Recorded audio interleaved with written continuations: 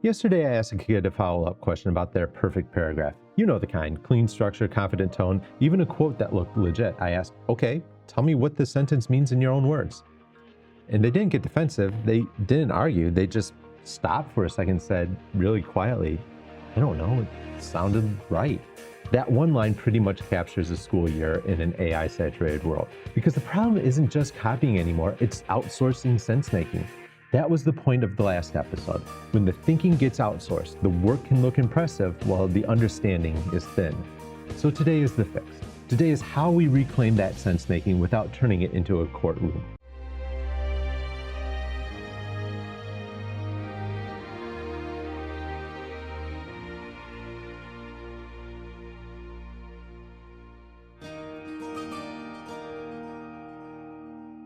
Hey, I'm Peter Weise. I've taught for 23 years, 18 of that in Kentwood. Most of my day is high school science, chemistry, physics, science of cooking, but this podcast is for all secondary teachers. What you're getting today is practical. 2 routines you can run this week in any subject, and 1 shared standard for how we can verify things when the internet and AI can hand us confident nonsense in 5 seconds. Okay, here's the thing. The core idea is simple. Verification is a skill, so we teach it like any other. We teach lab skills by modeling them and repeating them. We teach writing skills by showing examples and practicing. We teach show your work by making it normal. Verification is the same deal. It's not punishment. It's not a gotcha. It's a habit we build. Because the product alone is weaker evidence now. A clean paragraph, a perfect solution, a confident explanation. Those can be real learning, but they can also be borrowed sense-making. Our job is to make judgment visible, not just here's the answer, but here's why I trust it. And the good news is we can do that in 2 minutes at a time without creating a grading monster. All right, move number 1. I call it the 90-second verification trio. If you've ever watched a student nod along to something completely incorrect because it sounded confident, you're already understanding why this matters. AI just turns that confidence knob to maximum. It can be wrong with perfect grammar, wrong with citations, and wrong with the tone of a substitute teacher who definitely thinks they're in charge. So instead of trying to ban confidence, we train checks. Here's how it runs. You put 1 claim on the board, 1 answer, 1 explanation, 1 data statement, something that could be right or wrong. Then you tell the students, pick 1 check, not 4, 1 fast point. They get 90 seconds. They do 1 check, they write 1 sentence, then you take 2 or 3 quick shares. That's it. That's the whole routine. The check stays simple. You're basically giving them a menu of a way to test whether something deserves trust. One option is assumptions. What has to be true for this to work? Another is a boundary or counterexample. When would this fail? Another is units, magnitude, reasonableness. Does this pass a basic smell test? And if it's an information claim, not a calculation, you add sources. Who's behind it? And can you find better coverage? Here are 2 lines you can actually use. Show me 1 reason this might be wrong. If it's right, your check should make you more confident. If it's wrong, your check should show the crack. Student directions are simple. Choose 1 check, write 1 sentence, be ready to share. And what you're listening for is the check being named and applied, not vibes, not it seems off, more like this assumes friction is 0, or the units don't match, or if I test a simple case, it breaks. If students freeze, that's not a failure, that's data. Lower the bar and give a sentence starter. 1 assumption is, this would fail if. This seems too big because. Once they have a handle, they can climb. Let me drop a science example right here because it's easy to picture. Put up an explanation that says, endothermic reactions release heat to the surroundings. It sounds confident. It sounds like it belongs in a textbook. It's wrong. You say, pick 1 check. 1 student runs assumptions. This assumes endothermic means release heat, but I thought it meant absorb energy. Another student runs reasonableness. If it releases heat, the surroundings warm up, but endothermic is supposed to pull energy in. That's the whole point. They're reclaiming sense-making with a check, not just repeating a definition. So that's move number 1. 1 claim, 1 check, 1 sentence, 90 seconds, daily fluency. Now, a quick shout out to math teachers because you've been doing this forever. You've been protecting thinking with Show Your Work for a century. This isn't a new burden. It's basically the rest of us finally admitting you were right. And here's the runnable line that makes it concrete in math. Before you solve, write your ballpark estimate. If your final answer is miles away from the ballpark, tell me why it broke, not just that it broke. This turns wrong answers into useful evidence. It makes the thinking visible. Move 2 is the habit builder. Claim, evidence, limits. If you've ever graded something and thought, I can't tell if you understand this or if you're just assembled words, this is for you. The point is to stop grading word assembly and start grading judgment.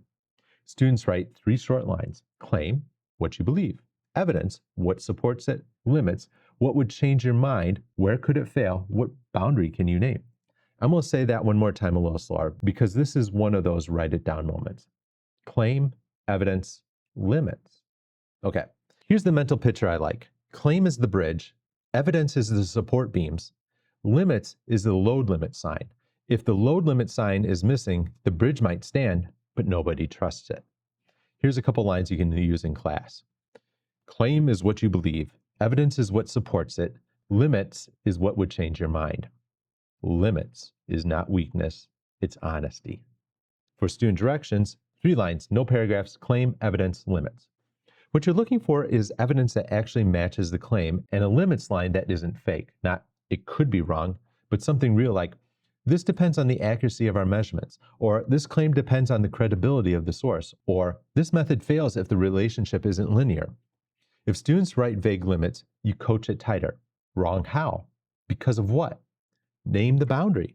If they get stuck, give them a choice bank for the limits line. I would change my mind if this depends on, a limit of this is. Now I want to do a quick micro segment that I might keep repeating in this series because it keeps us honest about what we're asking kids to do. Why does claim, evidence, limits work so well? Because it hits 3 things we need in an AI world. Decision, students decide what evidence is strongest. Verification, the limits line forces them to name the boundary.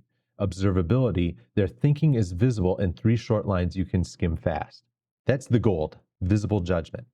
If you're making a slide deck of this, put a simple graphic on the screen right there, like a little bridge labeled claim, evidence, limits. It helps it land as a tool, not just another writing assignment.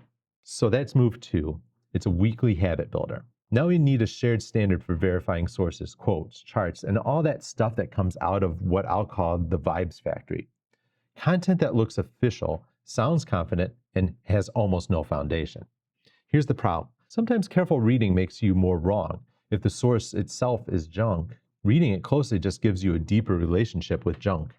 So the standard is lateral reading, reading sideways before you read deeply. And the handle for it is SIFT. Stop, investigate the source, find better coverage, trace it to the original content. Here's how you can run it in class. You put a headline, a chart, a quote, or a website on the screen, then you say, we're doing SIFT for 60 seconds. Don't read deep yet. Stop means pause. Don't react, don't share, don't argue, pause. Investigate means, who made this? What do they want? What is their incentive? Find better coverage means, don't let the source grade itself. Go see what more trusted references say. Trace means, where did this claim originate? What is its original context? This is not just for social studies. Science uses SIFT to verify data claims. ELA uses SIFT to verify quotes and context. Social studies uses it because arguments live and die on sourcing. This is the standard across subjects. Let me apply it with an ELA example. A student drops a quote into an argument paragraph. It's perfect. It supports the claim exactly, and it might also be fake. AI can invent quotes. The internet can misquote real ones. Both happens consistently. You don't have to accuse them. You just make the process normal. We're going to SIFT trace for 60 seconds. Find where that quote appeared in the original text or a reputable edition. If we can't trace it, we don't use it. So for student directions, open a new tab. Find the original context. Show me where this appears. What you're looking for is a citation trail or an honest revision. If they can't find it, you protect trust. Cool. That happens. Replace it with a verified passage or paraphrase the idea and support it with something we can trace. And in social studies, here's a line a colleague might use that might make this feel instantly runnable. Before we argue about the claim, we're going to read sideways for 60 seconds. Who is this group and what is their incentive? This slows the room down. It makes verification the default, not the add-on. So let's move 3. SIFT is your standard. Now, 2 quick pitfalls. The first pitfall is jumping straight to just don't use AI. It sounds clean, but it doesn't work and usually damages trust. Students hide it or they stop asking for help, or both. Second pitfall is making verification feel like punishment. If the vibe is, I'm checking because I don't trust you, students shut down. If the vibe is, we're checking because that's what thinkers do, students lean in. Here's the relationship protecting line. Verification is not a gotcha. It's a habit. And here's the follow-up line that keeps it practical. If you used help and it's allowed, great. Now show me the check you ran. Try it this week. Keep it simple. Keep it low prep. Run a 2-minute claim evidence limits exit ticket once this week, just once. Prep time is about 5 minutes. Write one prompt tied to today's lesson. Success looks like the students can write a limits line that's specific. Not, it could be wrong, but it could depend on assumptions, or this would change if the source is biased, or this fails when the values are outside this range. And you can skim it fast and instantly to see who needs reteaching, who needs better checking, who is thinking clearly. Let me end with a quick story, and I want you to hear this with empathy, not frustration. A physics student turns in a projectile motion problem. The solution is beautifully written, steps are clean, final answer is 2,400 meters. You do a 30 seconds conference, you ask, what is a reasonable range for a ball thrown from the gym? And the student freezes. Not because they're trying to cheat you, but because the sense-making got outsourced somewhere, and now they don't know what they actually own. If you treat that moment like a courtroom, you lose. If you treat it like evidence, you win. So you don't punish the number, you build the habit. Ballpark check twice a week, one claim, one check in 90 seconds, claim evidence limits once. And the ballpark check becomes a safe place for the student to say, I know this number looks wrong, but I'm not sure where the math broke. That's where the real teaching starts. If you want the sources behind SIFT and lateral reading and media literacy research, they're in the doobly-doo below. And here's the cliffhanger for next time. Now that we know how to verify the work, how do we design assignments so verification is part of the grade, not an add-on? Next episode, we'll talk about building tasks with a simple 3-layer stack so that the evidence of learning is harder to outsource. Send me real questions. What happened when you tried this? What students resisted? What went weird? Because this show is teacher to teacher, practical and honest. I'm Peter Weise. Thank you for listening. See you next episode.